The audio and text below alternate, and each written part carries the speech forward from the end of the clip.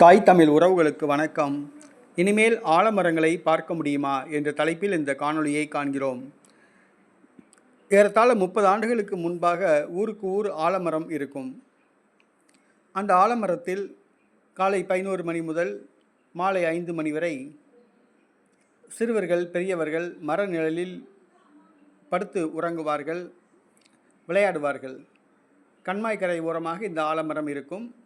பிள்ளையார் கோயில்களிலும் இந்த ஆலமரம் அரச மரத்தை பார்க்கலாம். தற்பொழுது புதிதாக ஆலமரம் அரச மரம் கன்றுகளை வளர்ப்பது கிடையாது, வைப்பதும் கிடையாது. இதனால் ஆலமரங்களின் எண்ணிக்கை குறைந்து விட்டது.